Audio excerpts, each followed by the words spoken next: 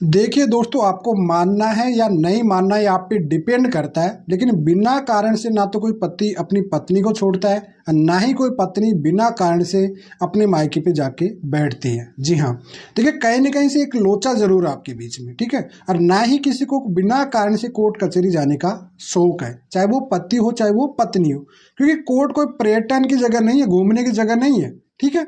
कहीं ना कहीं से या तो कोई मजबूरी रही होगी, ठीक है, या कहीं ना कहीं से प्रॉब्लम होगी, या कहीं ना कहीं अपने हक के लिए गए होंगे, ठीक है, एक उम्मीद के साथ गए होंगे। बिना कारण से तो कोई गए नहीं होंगे। इतने अबला बन के या अपने आप को बताते हो या शो ऑफ करते हो, चाहे वो पति हो चाहे वो पत्नी हो, कि साहब पति मुझे बिना कारण छोड़ दिया, साहब पत्नी बिना कारण से छोड़ के चली गई।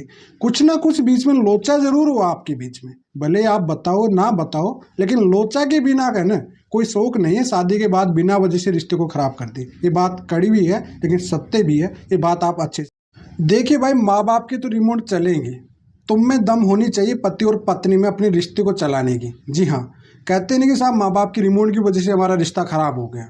भाई, तुम्हारी दम होनी चाहिए। अब 50 साल के माँ बाप की उम्र वाले, तुम 25 साल की उम्र वाले, उसकी उनकी मेंटलिटी से अगर मैच कराना चाहो तो वो मैच नहीं होने वाली। जी हाँ, मैं एक वर्ड हमेशा कहता हूँ जब भी माँ बाप का रिमोट चलता है ना, कि सुनो सबकी लेकिन करो मन की।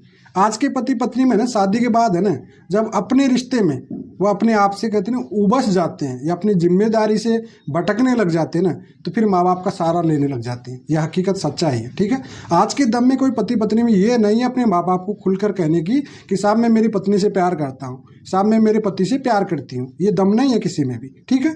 और उसके बाद ही फिर रिमोट की वजह से रिश्ते, आप में खुद में दम होनी चाहिए भैया, पति और पत्नी में दम होनी चाहिए रिश्ते चलाने की, ठीक है। और दोनों एक दूसरे के साथ जीना है तो दोनों को भैया खुलकर बोलना ही पड़ेगा। ये रिमोट देखो, 90% आज की समाज की कड़वी सच्चाई ये है कि शादी से पहले दहेज देकर दूल्हा खरीदा जाता है, शादी के बाद में दहेज नहीं मांगा जाता है। जी हाँ, एक बात समझ लीजिए आज की डेट पे कि भैया शादी का जो आज का लालच है डोरी का, हर किसी को, मान लीजिए 4-5 बहन भाई है, उनमें एक बहन है, ठीक है।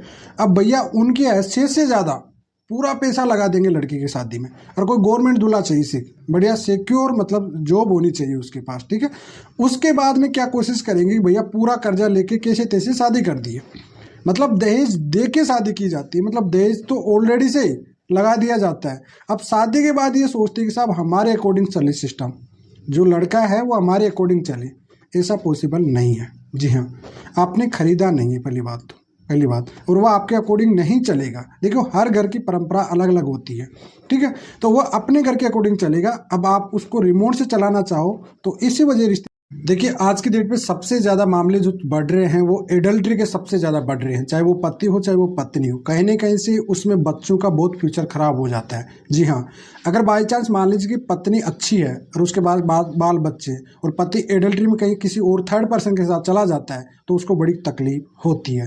बाई चांस पति सही है, उसके बाल बच्चे हैं, लेकिन पत्नी किसी और के साथ एडल्ट्री में चले जाती है तो उसका पूरा विनाश हो जाता है। देखिए, एडल्ट्री का मतलब भी होता है भाई करप्शन हो गया, एक तरह से मिलावट हो गई, एक तरह से मिलावट को कोई एक्सेप्ट नहीं करने वाला इस चीज़ को लेके। इस वजह से अगर आपके बाल बच्चे हो चुके हैं तो ऐसी बर्बादी और ऐसी मिलावट का शौक मत पालिए जिससे आपको खुद को नज़रों में झुकना पड़े आगे चल के, और आपके बाल बच्चों को भी झुकना पड़े और उनका फ्यूचर भी खराब हो जाए। जी हाँ, देखिए ये शौक होता है कुछ पल का, होता है कुछ समय का, होता है जिंदगी भर का। ये ऐसा शौक मत पालिए जिससे आपकी पूरी जिंदगी खराब हो जाए। जी हाँ, पहली बात, अगर आपको ऐसा ही शौक पालना था तो फिर आप शादी नहीं करना चाहिए। इस वजह से प्लीज़ कोशिश करें अपने रिश्ते को बचा के रखने की।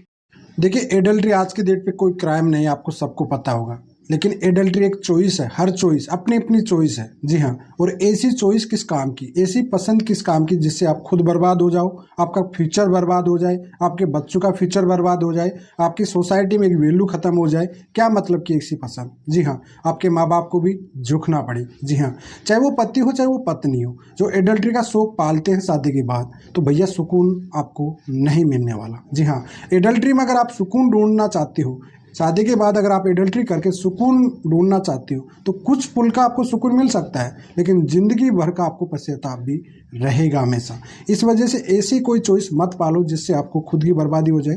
देखिए, आपने शादी से पहले जो भी किया है, चाहे वो पति हो चाहे वो पत्नी हो, उसको है ना ब्लॉक कर दो भैया वहीं पे। लेकिन आफ्टर शादी आपने कर लिया है ना, तो फिर एक करने जिम्मेदार रिस्पॉन्सिबिलिटी आप पे आ चुकी है, चाहे वो पति हो पत्नी हो, दोनों जिम्मेदारी से अपने रिश्ते को निभाइए।